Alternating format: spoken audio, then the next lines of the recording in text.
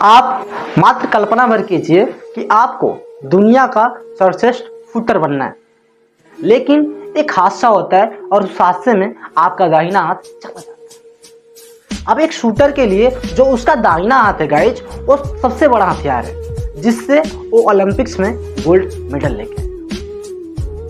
अब आपके सामने दो विकल्प हैं कि या तो जिस हादसे से आपका हाथ चला गया उस पर आप रिग्रेट करें कि शायद ऐसा हुआ नहीं रहता तो मैं बहुत कुछ कर पाता, लेकिन अब आपके पास दूसरा विकल्प है। जो आपका लेफ्ट हैंड बचा है उसको दाहिने हाथ से बेस्ट बनाओ और ओलंपिक्स में गोल्ड मेडल लेके आओ।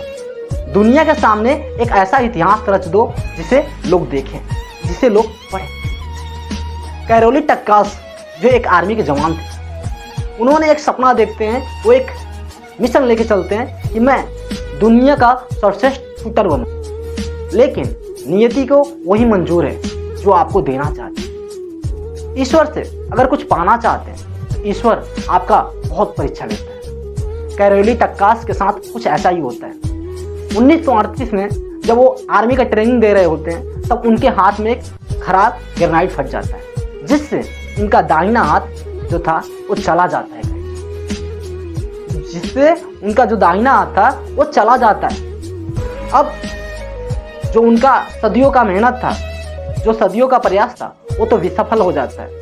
जब वो अस्पताल में जाते हैं, डॉक्टरों के पास, डॉक्टर ट्रीटमेंट करते हैं और बोलते हैं कैरोली टक्कास तुम्हारा करियर तो गया, अब तुम अपने लाइफ में कुछ नहीं कर पाओगे, अब तुम कुछ नहीं कर पाओगे। लोगों का भी यही कहना था कि तुम्हारा लाइफ गया, लेकिन कैरोली टक्कास बिस्तर पे पड़े पड़े वही एक निर्णय लेते हैं जो आपको जानना चाहिए, जो आपको सुनना चाहिए। ध्यान से सुनिएगा गाइज कि टक्कास उस समय कौन सा निर्णय लेते हैं। बिस्तर पे पड़े पड़े वो निर्णय लेते हैं कि मैं हार नहीं मानूंगा और यहीं से एक नया अध्याय शुरू करूंगा, यहीं से लाइफ को कम बैक देना शुरू करूंगा और अपने लेफ्ट हैंड को राइट हैंड से भी ज़्यादा बेहतर बनाऊंगा। वो इस तरीके से अपने आप वादा करते हैं।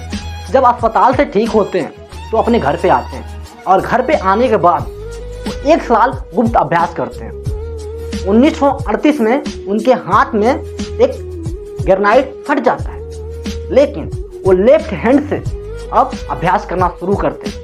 एक बार सोच के देखिए गाइज कि जिस लेफ्ट हैंड से आप अच्छे से कलम नहीं पकड़ पाते हैं, अगर आपने इससे अभ्यास नहीं किया है, इस हाथ से आप नाम नहीं लिख पाएंगे जिस हाथ से आपने प्रैक्टिस नहीं किया है। कौन सा हाथ? Left hand.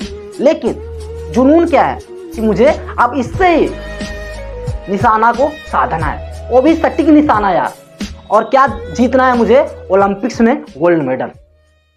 कैरोली टक्कास कहते हैं कि कोई चैलेंज बड़ा नहीं होता है, कोई चुनौती बड़ा नहीं होता है, बस उस चुनौती को आप अपने अभ्यास से इतना छोटा बना दो, इतना छोटा बना दो कि वो चुनौती बड़ा ही ना लगे। कैरोली टक्कास कुछ ऐसा ही करते हैं।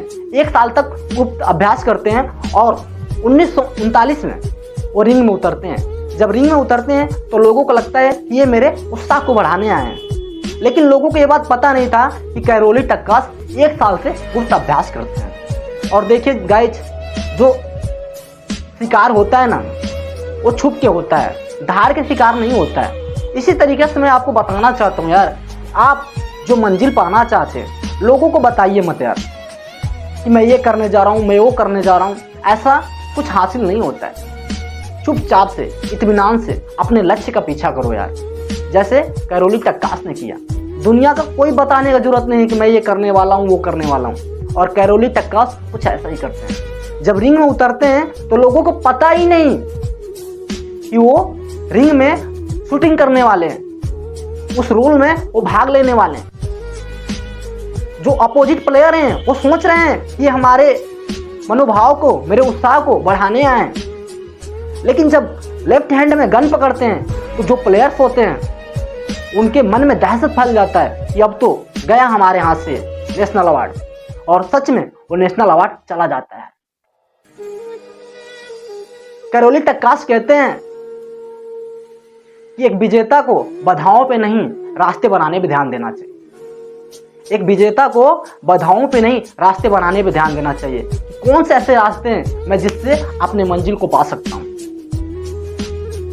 लेकिन फिर 1940 में ओलंपिक्स खेलना था, ओलंपिक्स में गोल्ड मेडल जीतना था।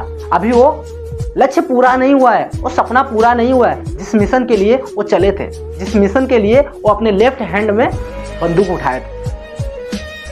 लेकिन नियति फिर एक बार परीक्षा लेना शुरू करता है। ईश्वर देने से पहले फिर एक बार परीक्षा लेना शुरू करता है। 1940 में ओलंपिक्स होना था, लेकिन विश्व युद्ध के कारण वो ओलंपिक्स नहीं होता, ओलंपिक्स रद्द हो जाता है। फिर 1944 में भी ओलंपिक्स रद्द हो जाता है विश्व युद्ध के कारण। अब 1948 में फिर ओलंपिक्स होना शुरू होता है। 1948 में फिर से ओलंपिक्स होना शुरू होता है।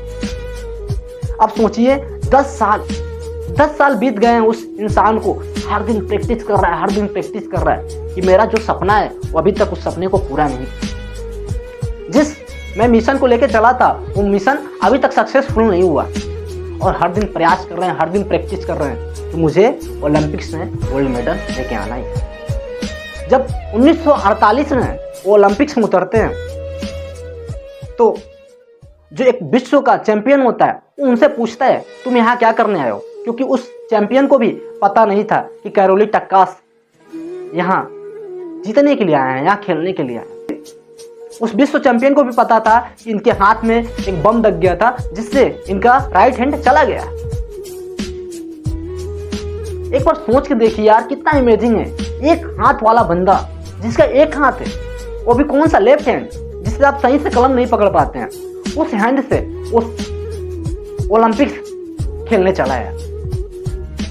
तो हौसला आपके दिल में होना चाहिए, आपके दिमाग में होना चाहिए कि मैं कर सकता हूं यार।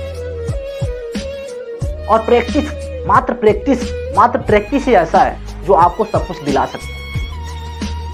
जब उस रिंग में उतरते हैं ओलंपिक्स में तो विश्व चैंपियन आके पूछता है टक्कास तुम यहाँ क्या करने आए हो।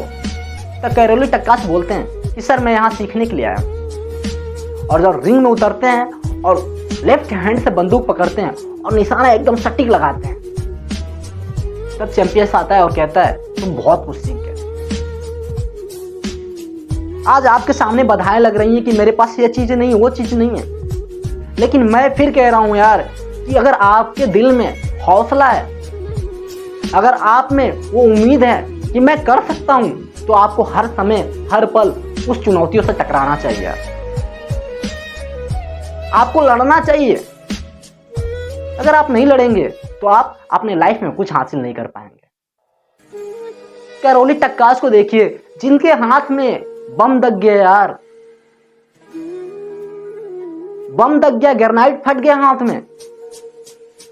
जिस हाथ से सालों तक अभ्यास किए वो हाथ चला गया, लेकिन जुनून क्या है कि साला अभी एक हाथ बचा है, उससे मैं प्रैक्टिस करूंगा और इतना प्रैक्टिस करूंगा, इतना अभ्यास करूंगा कि इसे लेफ्ट हैंड को दाहिने हाथ से भी बेस्ट बनाऊंगा। और उसी हाथ से वो ओलंपिक्स में गोल्ड मेडल जीतते हैं।